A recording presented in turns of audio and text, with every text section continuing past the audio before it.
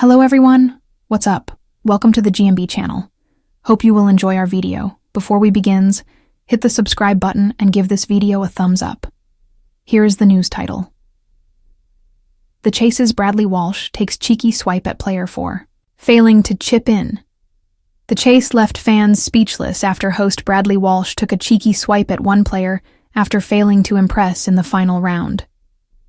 The Chase's Bradley Walsh left one player red-faced after he called them out for failing to chip in the final round. During Friday's visit, February 14th, to the ITV studios, Bradley Walsh welcomed 4 new contestants onto the Tea Time show. The 64-year-old welcomed Gareth, Anthony, Jeanette, and Louise onto the program to put their general knowledge to the test. The quartet went up against Mark the Beast Wallace, who certainly brought his A-game for the intelligent bunch. First up to the podium was Gareth, who earned an impressive $4,000 in his cash builder round. But things quickly took a turn for the worse when the Pickering native was caught by the pro quizzer. Next up was math student Anthony, and he certainly wowed the former Coronation Street star with his general knowledge when he earned an impressive $6,000 in his quickfire round.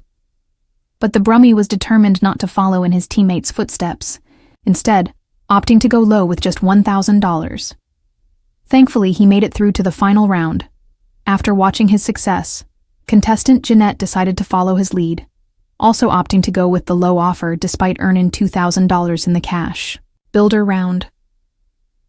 The final player to take on the beast was Louise, who impressed the team when she successfully earned $7,000 in her cash builder round, and the brunette beauty decided to break the pattern when she opted to play for her winnings in the tense head-to-head round. Thankfully, Louise beat the chaser and went through to the final round, bringing their jackpot up to $9,000 as they went through to the final round. With a 3-point head start, the team successfully managed to answer 18 questions correctly in 2 minutes, but the TV host had a bone to pick with one of the players. Before he welcomed the beast back on stage, he congratulated the players on their success in the quickfire round. He said, 18. Excellent. What's where we need to be? That's where we need to be. Well done, Louise and Anthony. Brilliant. Absolutely brilliant that. Jeanette was quick to comment on the fact that he forgot to mention her when passing out his congratulations. As she mumbled, "He didn't mention me." It was at this point that Brad explained why he left the shop assistant out, chuckling. "Well, I didn't mention you, Jeanette, sadly, because the one you did chip in on, you got wrong." Jeanette was quick to defend herself after she incorrectly answered the sports question, revealing, "I was going to say football, funnily enough, but I changed my mind." He went on, "Okay, all right. However, 18 is the number to beat." Unfortunately, the chaser was able to catch the team with 27 seconds remaining, leaving them walking away. Bradley Walsh takes cheeky swipe at player for failing to chip in ITV's hit game show. The Chase is known for its tense moments, brilliant quizzing, and, of course, the wit and charm of its longtime host, Bradley Walsh. Over the years, Bradley has entertained audiences with his cheeky humor, good-natured ribbing, and hilarious banter with both the contestants and the formidable chasers. However, during a recent episode aired on February 14th, the 64-year-old host left one player red-faced after taking a playful jab at their lack of contribution in the final round. A promising start, as the show began, Bradley introduced the 4 new contestants hoping to take on one of the toughest quiz minds in the country. This episode featured Gareth, Anthony, Jeanette, and Louise, each of whom was eager to put their general knowledge to the test in the hopes of taking home a share of the prize pot. Standing in their way, however, was none other than Mark, the Beast Labbit, one of the most formidable chasers on the show. Known for his quick thinking and impressive recall, Mark had a reputation for sending contestants home empty-handed, but the team was determined to give him a run for his money. Then, individual rounds. Gareth's turn. First up was Gareth, who hails from Pickering. He stepped up to the podium with a strong start, managing to accumulate a respectable $4,000 in his cash builder round. His confidence was evident as he faced the beast in the head-to-head round. However, His hopes were quickly dashed as Mark proved too strong, catching him before he could secure his place in the final. Anthony's performance next up was Anthony, a math student with a clear knack for numbers. His intelligence shone through as he delivered an impressive performance in the cash builder round, securing $6,000. Despite his strong start, Anthony decided to play it safe in the head-to-head round, opting for the lower offer of $1,000 rather than risk elimination. His caution paid off, and he successfully made it through to the final. Jeanette's risk-averse strategy. Jeanette followed Anthony's lead, playing it safe after earning $2,000 in her cash builder round. Rather than going for a higher amount, she chose the lower offer and successfully secured her place in the final. Though her strategy ensured she stayed in the game, it didn't go unnoticed by Bradley, who would later have a humorous remark about her performance. Louise breaks the trend last to take on the beast was Louise, who proved to be a strong contender from the outset. She impressed both her teammates and Bradley by earning $7,000 in the cash builder round. Unlike the previous two contestants, she decided to go for her winnings in the head-to-head round, a bold move that ultimately paid off. Louise successfully beat the chaser, bringing the total prize pot to $9,000. The final round and Bradley's cheeky comment. With 3 contestants making it to the final round, the team had a 3-point head start. Over the course of 2 minutes, they managed to answer 18 questions correctly, setting a decent target for the beast to beat. Bradley, ever the charismatic host, took a moment to congratulate the players on their solid performance. 18, excellent, he praised. That's where we need to be. Well done, Louise and Anthony, brilliant. Absolutely brilliant that. At this point, Jeanette couldn't help but notice that Bradley had not mentioned her in his compliments. Mumbling under her breath, she noted, "He didn't mention me." Bradley, never one to miss an opportunity for humor, chuckled before responding with a playful dig. "Well, I didn't mention you, Jeanette. Sadly, because the one you did chip in on, you got wrong." The light-hearted remark left the audience in stitches, while Jeanette quickly attempted to defend herself. "I was going to say football, funnily enough, but I changed my mind," she explained, referencing her incorrect answer to a sports-related question. Bradley, still amused, smiled and replied, "Okay, all right. However, 18 is the number to beat. The beast strikes again." Despite their commendable effort, Mark the Beast Labbit proved once again why he is one of the best in the business. With 27 seconds remaining on the clock, he successfully caught the team, ensuring they walked away, empty-handed.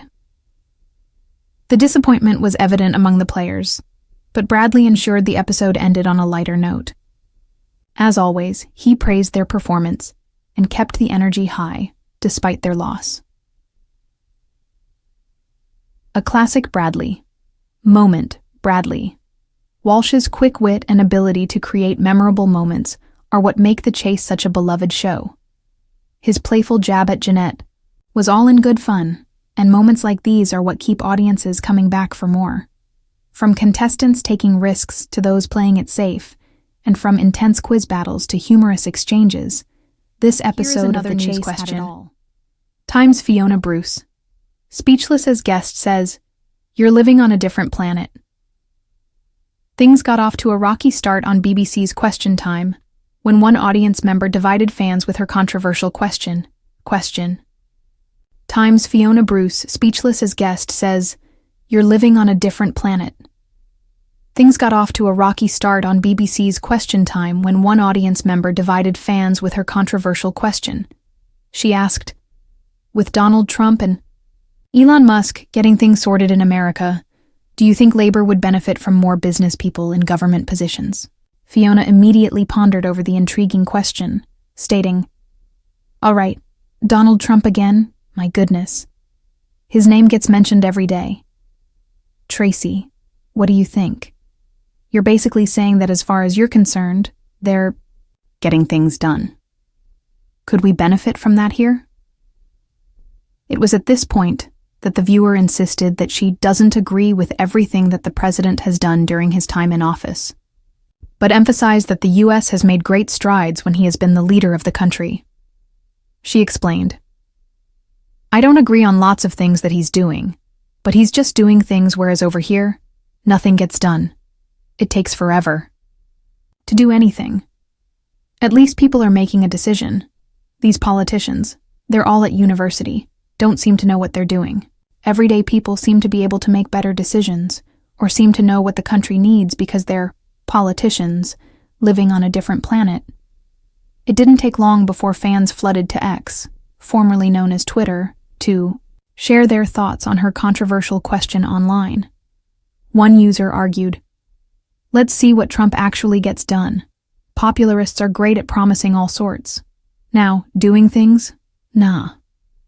Another pointed out, "Is she aware that Musk is getting things done by overriding the US Constitution, grabbing power in an apparent coup, and destroying the infrastructure of the US federal government while lining his own pockets?"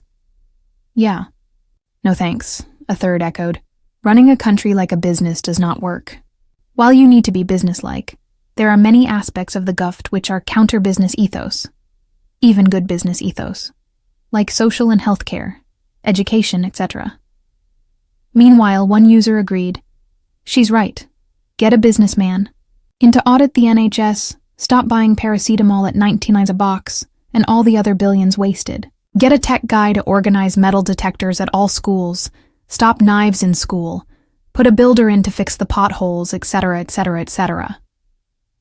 So what do you guys think about this update? Let me know in the comment below.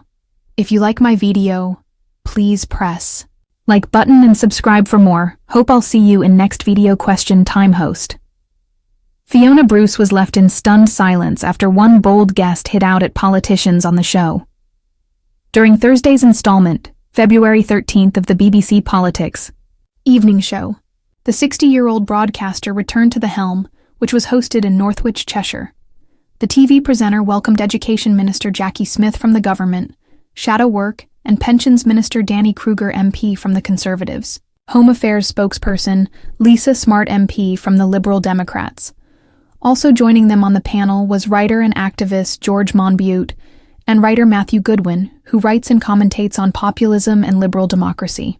Throughout the show, audience members are encouraged to ask their burning questions to politicians, and this week was no exception. The flagship politics show soon got off to a rocky start when one guest argued that politicians live on a different planet. Loyal viewer and guest. Tracy asked the panel whether they thought more business people should be invited into Parliament to help make some of the country's biggest decisions.